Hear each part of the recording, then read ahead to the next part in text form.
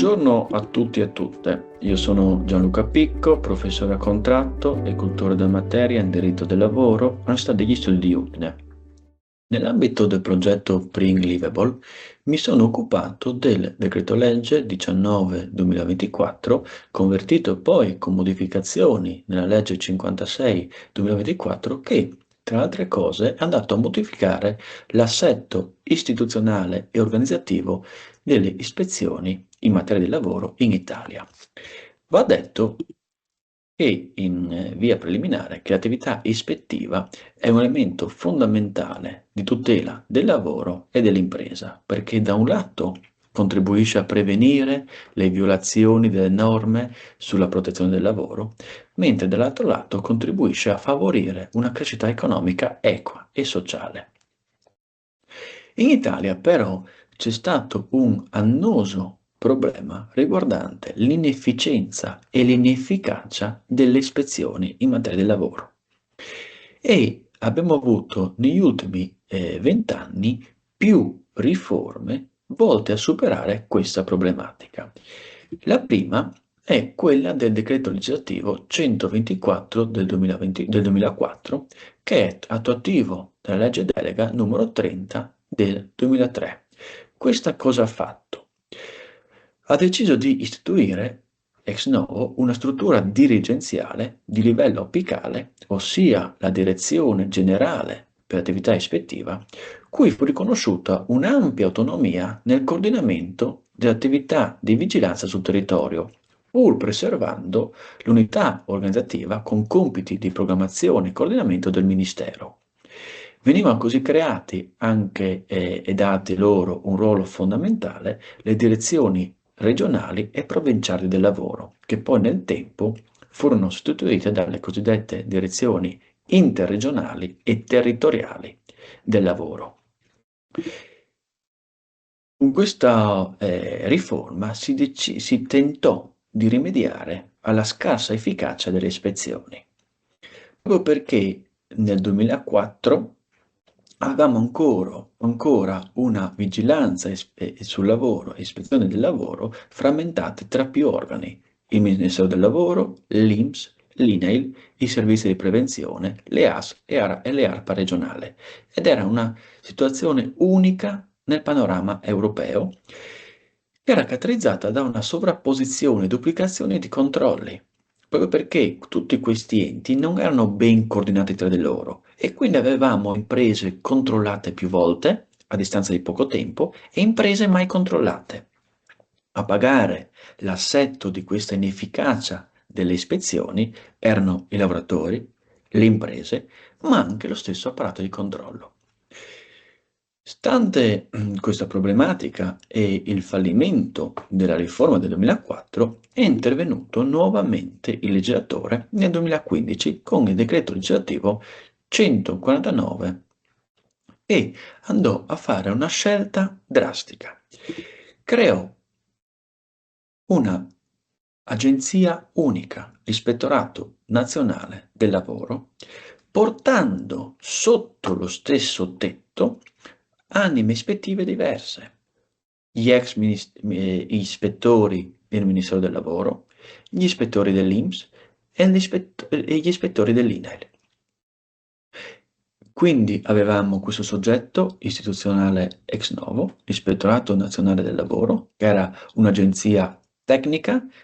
con personalità giuridica di diritto pubblico e un'autonomia organizzativa e contabile, che unificava tutti i servizi ispettivi prima in capo al Ministero del Lavoro, all'INPS e all'INAIL, con l'obiettivo di dare una uniformità d'azione ispettiva in tutto il territorio nazionale. L'ispettorato aveva l'ufficio centrale a Roma ed era poi articolato in 4 ispettorati interregionali del lavoro e in 74 ispettorati territoriali del lavoro. All'ispettorato vennero dati molti compiti che gli derivavano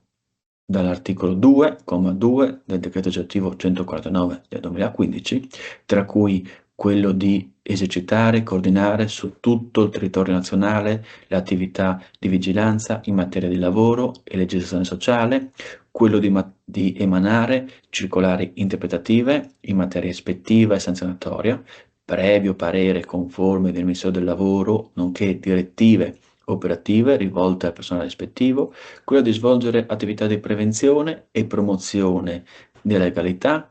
formare e aggiornare il proprio personale ispettivo, compreso quello di INPS e di INAIL,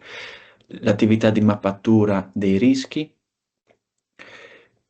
la gestione delle proprie risorse al fine di garantire l'uniforme esercizio dell'attività di vigilanza, la condivisione con INPS e INAIL di ogni informazione utile alla programmazione e allo svolgimento delle attività istituzionali, nonché in ultimo l'attività di coordinamento con i servizi ispettivi delle aziende sanitarie locali e delle agenzie regionali per la protezione dell'ambiente, finalizzata ad assicurare l'uniformità di comportamento e la maggiore efficacia degli accertamenti ispettivi.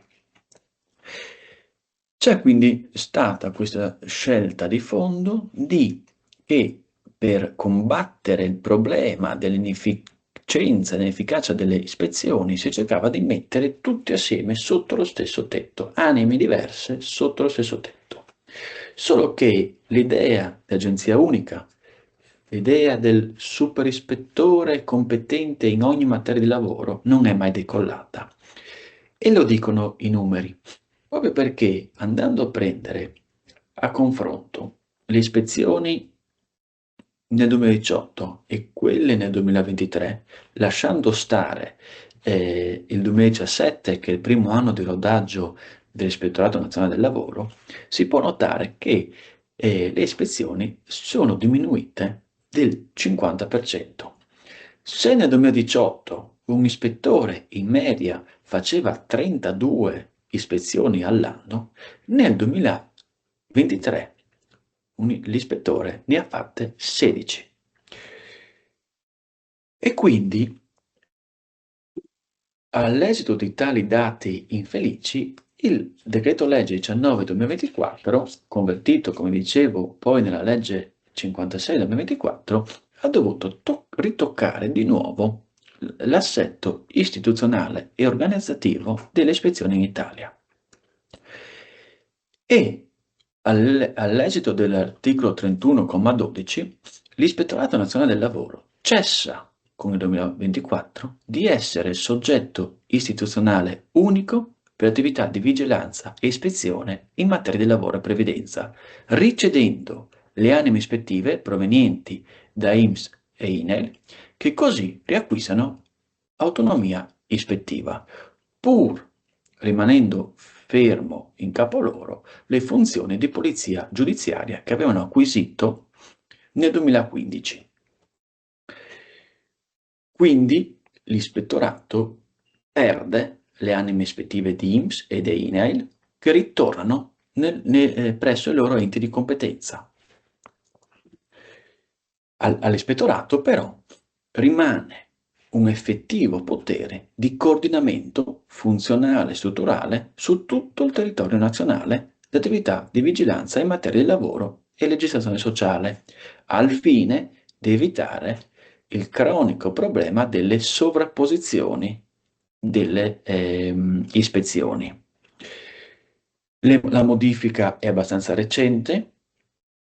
Sarà interessante vedere poi nel corso degli anni se, grazie all'intervento del decreto legge 19/2024, migliora l'efficacia e l'efficienza delle ispezioni in Italia. Grazie a tutti.